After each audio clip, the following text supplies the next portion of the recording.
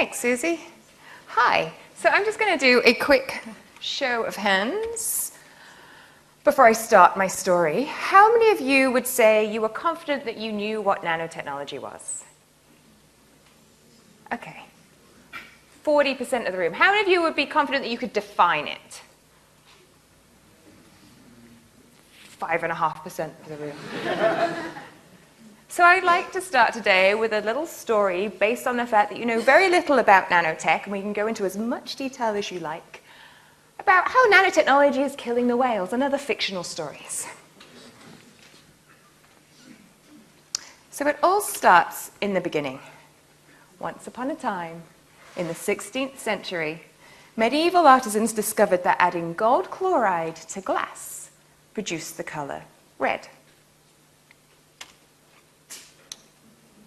They also discovered that adding silver nitrate to glass while heating it up added the color yellow. And so the first incidence really of nanotechnology being commercially used was in the building of cathedrals and churches in the 15th and 16th century, and that is the origin of stained glass coloring. And so people are like, nanotech, it's all so new and shiny. No, it's really old. We've been doing it for a long time. We understand the science a little bit more, but the beauty of it has been around for a really long time. Not just used in stained glass, it was used in pottery, it was used to make pottery iridescent. It's just been used probably since the 14th century, originally from first traces. What they didn't realize at the time, and what we now realize because we have cool microscopes, was gold, if you make it into nano-sized particles, and I'll define for you what nano means in a second, if you change that size even by a little bit, it appears to be a different color. So when you say the word gold, you think gold, right? You look at a ring and it looks gold because you're looking at the macro scale. You're looking at a big piece of it. But if you make tiny pieces of it, you can actually go through a whole color spectrum of red to blues. And so this is what the stained glass experts were actually doing at the time, not realizing, but by changing their temperature and the amount that they were agitating the glass, they were actually creating these different sizes of nanoparticles. The same thing happens for silver. And you can create yellows and blues and reds by not this time changing the size, but by changing the shape of the nanoparticle. So is it round? Is it a pyramid? And what we have is this theory called surface plasmon resonance, which is how the electrons from light bounce off the surface of something that is very, very small and has a massive surface area to make your eye resolve a different color. So nanotechnology started, well, the use of nanotechnology commercially started then. In 1910, Goodrich began to change the color of tires. Tires used to be white. Most tires were either white with a yellow tint, because rubber, which they were made from, comes from a rubber, taking it from the tree, and that is a yellow-white color. And so tires used to be white. And then in 1910, somebody said, let's add this thing called carbon black to tires. And that is why tires now look black. We still add carbon black to tires today. And the nanoparticles of carbon actually react with the rubber. They make it appear black, but they also make it abrasive resistant, so you can rub it against surfaces, make it technically stronger, with tensile strength stronger, and make it last a lot longer. It's also more resistant to UV.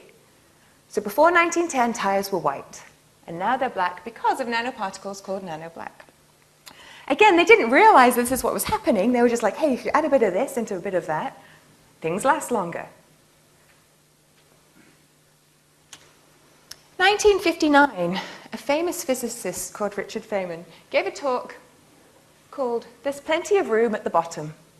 And I live at the bottom, if we're considering the bottom to be the place where our smallest atoms and molecules actually exist. The word nanotechnology didn't exist at that point, but he gave this amazing lecture that was all about this room at the bottom, the fact that we have atoms and we might be able to see them and maybe one day we'll manipulate them. And he actually gave the first real conversation about these things called little robots, little surgical robots, in which he dreamed of a future where you could have doctors in little robots that you would swallow and they would fix you. So this was sort of the time that electron microscopes were being invented. And so the technology of us actually being able to see nanoparticles was around this sort of time, a very exciting time in science. And the word nanotechnology did not actually exist until a paper was written in 1974. So that's why it's considered a new technology, because actually we didn't have a word for it until very recently, even though we were doing a lot of it previously. So scientists argued. We love to argue, actually. We really enjoy it. So we argued and argued and argued, trying to define what this word nanotechnology meant. And we're still sort of arguing, but there's a general consensus that it means an object of 100 nanometers in one direction or less. And that usually doesn't mean anything to anybody. So translated into the real world, if you have hair on your head, and you are a human, which I hope you all are, don't know about the hair on your head thing, but hopefully you're all human, then the width of that hair is around 100,000 nanometers in its width. It's going to depend on your race, it's going to depend on your age, it's going to depend on lots of things. If you are Asian, your hair tends to be slightly more than 100,000. If you're Caucasian, it tends to be about 80,000, give or take. And we can always do this experiment. If you take one of your hairs from your head and pluck it, and if you don't have any hair, I'm sure the person next to you will gladly donate a hair follicle for science. Just pluck it off the person in front of you. And you take a look at it, you should be able to see. Can you see the hair with your eyes? Okay, so you can resolve with your eyes 100,000 nanometers. So I do things in the nanotechnology world that are 1,000 times smaller than that. And I can't see that. And that's why my job is awesome, because I can say a whole bunch of stuff and you have to believe me.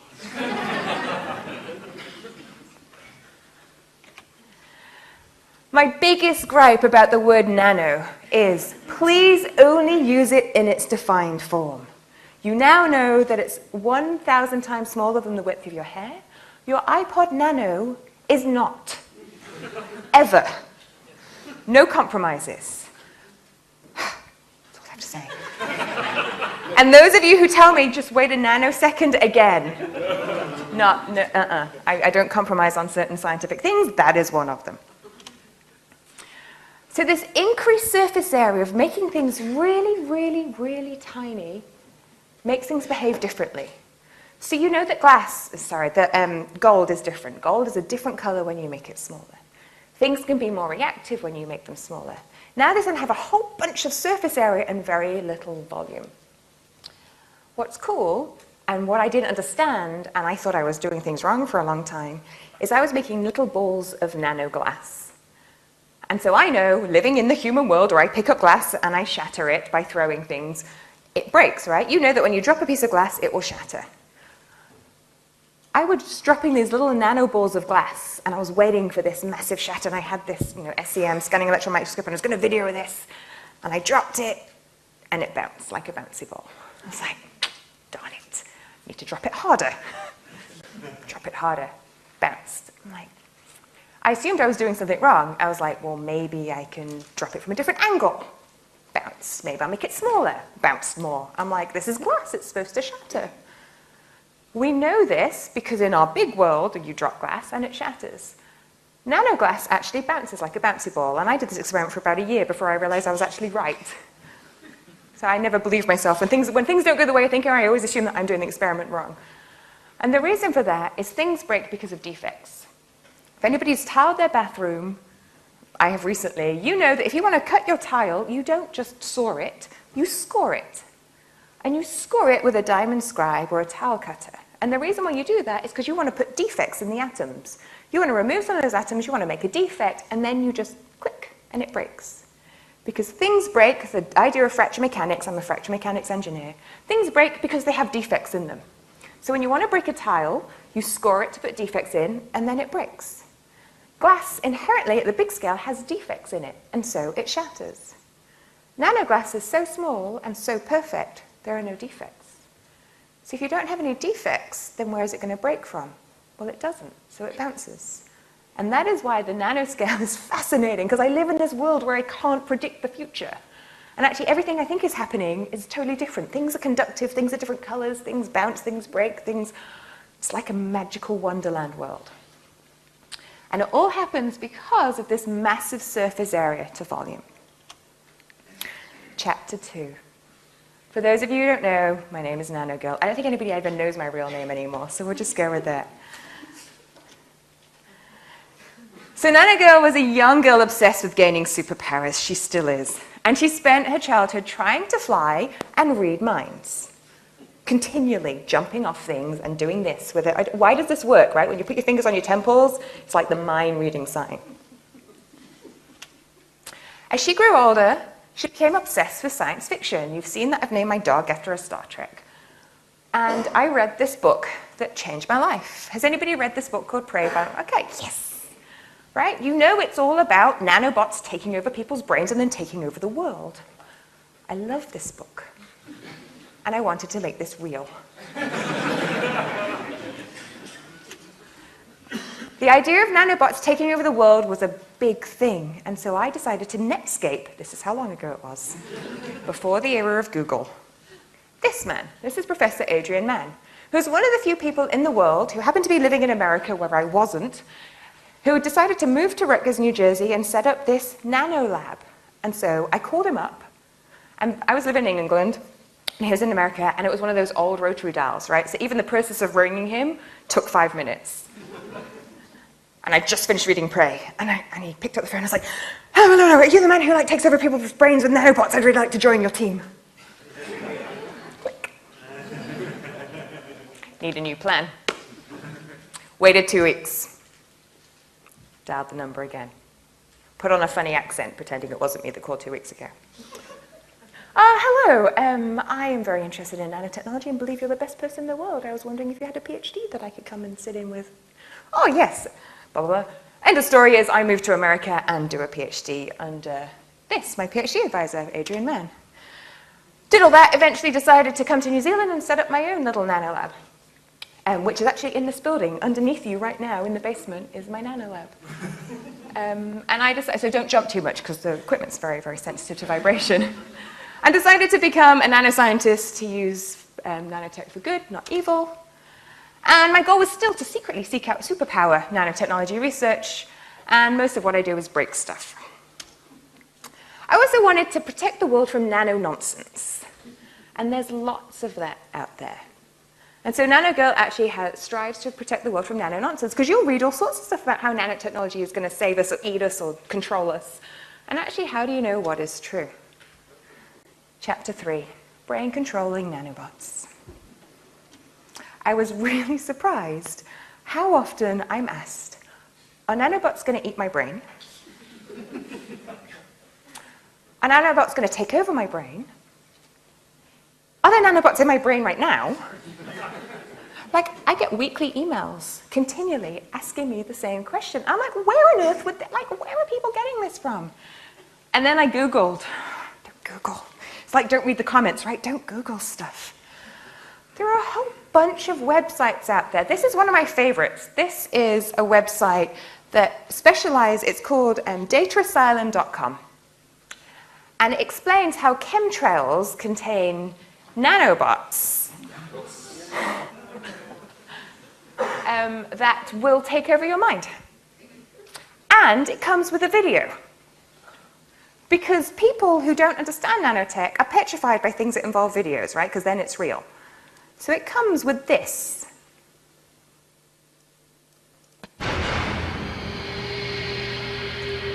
And the scary music. Nanobots taking over your brain. And it writes this whole article about how these nanobots in chemtrails, you breathe them in and they're living in you right now. And they attach to your neuron. And then they have these nano eyes that protrude and they start to control your brain. Serious websites out there right now.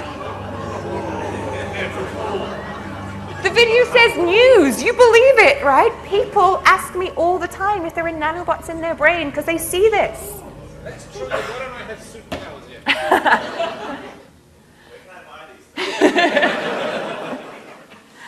And so I understand where people's fears are coming from.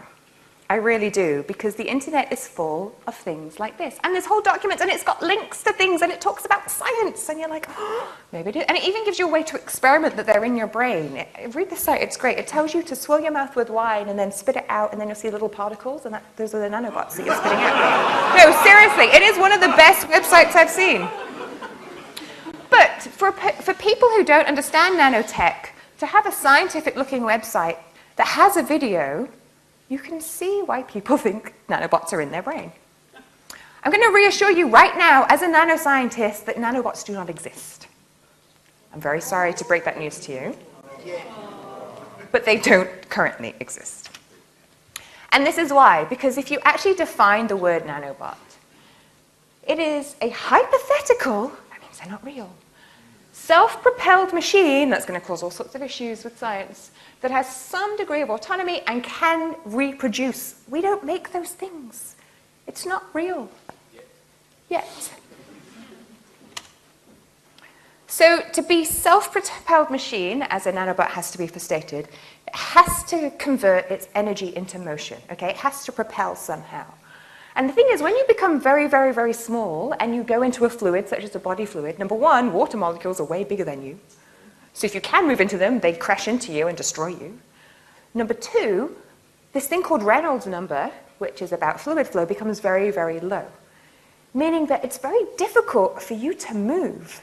And the only way you can move is if you have spontaneous energy propelling you. So there has to be spontaneous, non-symmetrical propelling, so bubbles are one example of how you could do this, to propel you in a direction. We really can't do this, and we can't control it, and it's really, really difficult. And we don't make appendages for nanobots yet. We can make nanomaterials, just about. I can do this in the lab. But I can't get different things to synthesize and attach to other things and then have function in a self-propelled way. What we can do, and this is where we are at, and this is the truth, is using external forces. So we can use ultrasound, we can use magnetics, external, to physically attract a nanoparticle that is static in a direction. So this is done in a petri dish, not inside a body. This is inside a cell. These are gold nanorods. And what we can do, and you can see we have no control over them, right? We're applying an external signal. It's either magnetic or it's acoustic. And we can get them to wiggle around. That is not ideal. Okay, that is not me putting nanobots in a controlled way in your body. We can also watch cat videos, apparently. Nano cat. That'll be the next story. So we don't make active nanobots. We don't do that. That is not a thing that we do. And it's going to be a long time before we do anything that actually fits the definition of what a nanobot is. What we do is we functionalize nanoparticles. So these are passive things. There's no propelling end. They're passive, and we can take a gold nanoparticle, such as they use in stained glass, and we can coat it with a coating that we call functionalization, and we can stick things on the end of it. So we can take a nanoparticle and stick certain things, and we can stick things like peptides on there that bond to certain cells. And this is what we can do. And this is actually really exciting. So this is reality. We can apply fluorospheres, for example, to nanoparticles and peptides that stick, for example, to cancer cells. And what that allows us to do right now is inject these nanoparticles. They float around your body randomly, and if they happen to come across their antibody match, such as a cancer cell, they stick and they bond. And because they have a fluorosphere on them, we can then image them so they glow. What that means is they're only attaching to cancer. Now we can visualize cancer cells.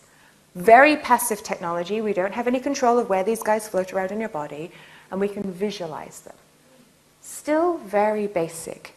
Now we're working on things such as using light to heat them up to kill the thing they're attached to, and there's a lot of animal studies showing that this is very, very promising. It doesn't help, though, if you have a BMI of more than 30, because light can't shine through fat. So lose some weight if you do. If you don't, we're still at the very primitive stage. This is not an active nanobot. This is a passive nano-functionalized material. And that is what we do have in science right now. So back to that brain thing. Obviously, being a superhero, I still wanted to take over people's brains. This is what my research actually involves. So I've been creating this lab on a chip. That square is about 1 millimeter by 1 millimeter, and underneath it you can see little shiny dots, and those are little tiny microelectrodes. what I've been able to do is take human neurons, which are on the other side, they're glowing because they're fluorescing, and force them to sit in places that they don't really want to sit. And they're sitting on top of each one of those electrodes. And what I can do is annoy the crap out of one of them and see whether it tells all the others. Because neurons communicate through an electrical signal. And because I have microelectrodes underneath them, I can tell if they're telling the other guys that something bad is going on. Hey, this lady is poking me with a stick. Or, in the case of Alzheimer's patients, I'm trying to understand where that connection is lost. Does the one that I'm poking just stop talking, or do the others stop listening? And so now I'm taking over people's brains for good, not evil. I love this story. Nanotechnology is the next asbestos. No, it's not. And there are quality papers like the Daily Mail that keep publishing articles like this. And we laugh, but it's a national British newspaper. And this is what the population is starting to learn. Nanofibers used to make sports equipment and nappies. What? Since when have nanofibers been put in nappies? I used to work for Pampers. I know, we don't do that. It can be just as dangerous as asbestos. There is no commercial nano product that is a fiber that we sell right now in any of my knowledge that is as dangerous as asbestos. And if you read the study that they refer to, the thing that acts like asbestos is asbestos. So they do this whole series of tests with these nanofibers, and then they make microfibers, and then they make macrofibers. And the thing that acts like asbestos is something the same shape and size of asbestos. That is not a nanofiber. This whole story is ridiculous. But what it does is create fear in people that nanotechnology is like asbestos.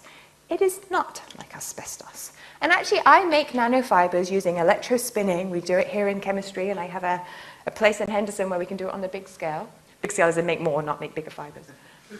And what you can see here is a pollen, piece of pollen, and nanofiber mat underneath. So now I can filter your air filter system if you have allergies to filter out pollen particles. You'll see products coming from me really soon, so I'm making this nano pillowcase, and it's made out of nanofibers, and it stops things like allergens getting through your pillow. So now you can sleep better. It's not scary, it's just small. And what it's able to do is filter out lots of things. So we're putting them into HRV systems, we're putting them into dust masks. We're actually protecting people by creating smaller holes. And the other thing we're doing is wound healing. So we can actually electrospin collagen, a very natural product, and put it over burns patients. And if any of you have ever cut, you know the web here? It's like the worst place to get a paper cut. And you can't do anything with it, because you try and put a plaster or a Band-Aid on there, and your body is not made for that. But the thing with wound healing is if you get nanosheets, you can actually just stick them on the top, and they just conform to the shape. And now you can create a protective barrier using nanofibers that are nothing like asbestos. And we actually make them from fish collagen. So it's a product that we throw away, and we just take the bits of the fish that we don't use, we spin them up, we take the collagen out, and then we electrospin them into a device that can help burns patients and people with wounds. The thing that I'm really looking forward to, and this doesn't exist yet, so this is one of my close things that are going to happen soon. So these are zinc nanowires that I build in the lab downstairs. And what we've been able to do is entwine them around fabrics in your clothes. And if you've ever heard of the piezoelectric effect, if you have one of those barbecue gas things, or you do that, you know, what are they called? Do they have a name? Like wind up radio sort of thing. Yeah. So if you create motion through energy and you happen to move, I move a lot when I walk and talk, that fabric, having these nanofibers against them, creates electricity. And I have this dream of charging my phone in my pocket. And so we are now creating fibers that have these nanowires on, and we're working with fabric technicians to make them sturdy enough to wash. So now you can power things with your clothing. Because you're already creating that energy, why don't we do something with it? And so again, nothing like asbestos. And don't worry, because there are good people in good places who worry about this stuff. We have nanotechnology, nanotoxicity centers. We have them in Europe, we have them in the US. We don't really have them here, but we're a tiny country who don't make much nano stuff. And these guys have meetings, and they churn up data, and they run big experiments all the time to make sure the stuff that we're making that is nano-sized is safe. And so it's not like we just make nano products and like, ta-da, here you go, take your risk. We have people who are paid and governments who are paid to actually look at that risk. So people who are worried about stuff, there are good guys in white suits who are actually doing things like nanotoxicology studies.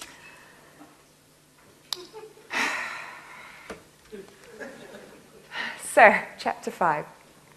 Sunscreen is killing the whales. No, it's not. Just so you know, the whales are perfectly fine. I like whales. Sunscreen is good for you. Okay, let's start at the beginning. So we can go to, and I can give you 100 web pages which explain that coconut oil is the same as sunscreen. And because sunscreen is so dangerous, because it has nanoparticles in it, you should just put coconut oil on. Don't. Please don't. It's an oil. So, coconut oil does have an SPF factor. It's 4. We live in New Zealand. That's not going to help you at all. If you're going to do an oil, use olive oil. It has a factor of 7. But please don't do this. So there are all these natural, and there's recipes online for how to make your own sunscreen with coconut oil. And it's one of the most dangerous things, and people are saying do it with your baby because you don't want artificial products on your baby. Please just put a natural coconut oil on your baby and it'll be fine. And this is why the system is broken. And this is why I talk about sunscreen all the time. Please don't do that. Please use sunscreen. Look, it's not that dangerous, okay? It comes in a bottle. It's not going to attack you. So what happened to sunscreen and why are people scared of it? Well, those of you who predate the 1980s may remember that sunscreen used to be white. And you used to be able to tell when people had it on. You could see a white sheen on their face. This is old sunscreen versus new sunscreen. I have sunscreen covering my whole face. Half of my face you can see the sunscreen on, half of it you can't. It's the same material. It's the same product. The difference is the size of the nanoparticles. So we either use zinc oxide or titanium dioxide particles in sunscreen as a UV resist. And the size of the particle depends on whether you can see it. So when you pluck the hair from your head, you could see it. When you make the zinc oxide big enough, you can see it. When you make it smaller, you can't. It doesn't mean it's not there. It just means that we've reduced the size to be the nanoscale so that your face doesn't look like it anymore. And it also feels less oily. So we put nanoparticles in sunscreen, mostly for aesthetics and to make it feel less greasy. But the function is exactly the same. And I know I'd much rather walk around with it being transparent than having this thick, crusty, white sunscreen on my face. But because it has the word nano in it, everybody had a little panic attack. And all these websites came out about how you shouldn't use sunscreen because it has nanoparticles. And I'm like, okay, but it's protecting you from the sun, and let's look at skin melanoma, and let's look at skin cancer, and let's think about the risk that you're going to take if you don't use this. I bought a sunscreen the other day that it said, no nano, and a big cross over it, and it said, microdized. I'm like, that's not even a word. That is a made-up word. I don't know what that even means. I don't know how you've proved it. So I have no issue, based on the scientific literature, that sunscreen is going to kill you. Wendell Neeson. We are having a big scrap right now. How many of you have heard of Wendell Neeson? Yeah. Right? Unfortunately, prominent New Zealand celebrity. Writes for the New Zealand Herald, has a column, is on all the big national radio stations talking about natural products and natural cleaning and natural this, and has a huge following. And she posted this blog recently. It said, how sunscreen is bad for the whales. Her advice is, try and spend most of your time in the shade. How's that advice? If you're at the beach, I'm a surfer, I don't want to like surf with an umbrella up. Like, that's just not practical. It's not going to... Right. And so she wrote this lovely blog article about how you shouldn't put sunscreen on and you should just sit in the shade because then you're saving the whales. And I was just like, that is probably the most ridiculous thing I've ever heard. So I contacted her. I'm like, dear Wendell, I was all lovely. I was like, not really. And she's like, yes. And I'm like, no. And she's like, totally. I'm like, have you read the original article? She's like, no, but I read a blog post from somebody that I know that said it was true. Right. So as a scientist who specializes in nanotech, let me break this original article paper down to you. The study was done in a little pool of the Mediterranean Sea that has a massive tourist population, lots of people swimming in water that has no flow, that is very high temperature water, and they noticed that some of the sunscreen was in the water. And it contained titanium dioxide nanoparticles from the sunscreen, no big deal. They then did a different experiment that says if you put sunscreen in water and put light on it, it creates hydrogen peroxide. Okay, that's true too. They then decided that because plankton in the ocean is destroyed by hydrogen peroxide, therefore, if people swim in the sea, the plankton would die. Hold on, there's no correlation to those two separate experiments and what they just said. Then they said, well, whales eat plankton. So therefore, the whales are all going to die. So there's a whole sequence of scientific events that happen that are not correlated to each other for this conclusion to have been made. I am not worried about the whales. I'm not worried about New Zealand's oceans having sunscreen in it and that killing our plankton. We have great flow through the system, and actually the nanoparticles break down with the light very, very easily once they're immersed to the salt water. This is fabricated, and Wendell and I are still fighting because she won't pull down this blog post. And I'm like, I think this can be dangerous because you're telling people to apply less sunscreen to protect the whales. And sunscreen has nothing to do with whales. And people like whales, right? It's that whole emotional connection of save the whales. No, don't. Put sunscreen on. Save yourself. The whales are totally fine. So what do we know about sunscreen? Over 400 peer-reviewed articles on the safety of nanoparticles in sunscreen. I've read them all because people keep asking me about, is sunscreen going to kill me? I can tell you that there is no evidence that nanoparticles in sunscreen penetrate your skin, whether it's healthy or if you have diseased skin. So then they created an artificial experiment where they cut your skin to make the nanoparticles go inside, right? This is what they do in science. Don't look at me like that. It's not me. So then the nanoparticles went inside, and you have these amazing things. They're called lysosomes. They're like the feeders in your body. They eat everything that's not supposed to be there, and they gobble them up within 24 hours. And then you excrete them like any other waste product. So even if they do get through your skin, don't worry. You've got these big things called lysosomes that attack them and then kill them and destroy them. What's interesting is if you don't use sunscreen with zinc or titanium dioxide, you're exposed to 20% more UVA radiation.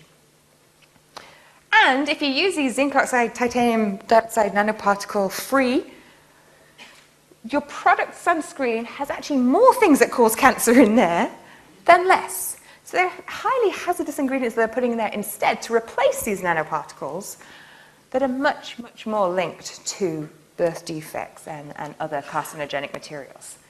So your natural products may actually be more dangerous than your standard highly tested sunscreen. So my personal opinion, based on reading lots and lots of things and articles and being outside in the sun a lot, is I'm totally fine to use these nanoparticles on my skin. And if anything changes, I will let you all know. But don't feel bad about the whales, because they're just fine. So obviously people always ask me about nanotech, and it's really hard to talk about a subject that I do so much in and that is so diverse.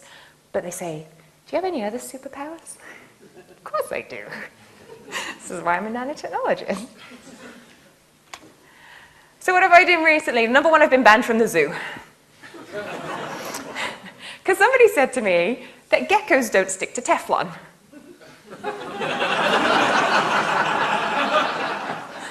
And I'm an experimentalist, and I don't own a gecko. So my girlfriend said, oh, I know somebody who works at the zoo. You could probably, take a look at the geckos. Because I was like, hey, they have nanohairs on their feet, and I'd really like to look at them. And she was like, okay. And secretly, I wanted to experiment on them. But I didn't say that because I knew that. So I went to the zoo, and they're like, hey, here are the geckos. I'm like, cool. And they're pretty big ones. She's like, you can pick one up. I'm like, okay, thanks. So I pick up the gecko. Oh, look, nanohairs on the feet. Can't see them, but I'm sure they're there. The girl turns around, and I pull out of my handbag a massive frying pan. Because it's the only thing I know that you could buy instantly that had Teflon on it, right? So I sneak out, and you said... So I hadn't thought this through, because I had my iPhone, which I was going to video it on, but I've got phone, frying pan, gecko. So I was like, which one do I give up? So I'm trying to put the phone in my mouth on record so I can record like this. And I got this gecko, and I got the frying pan, and I'm like...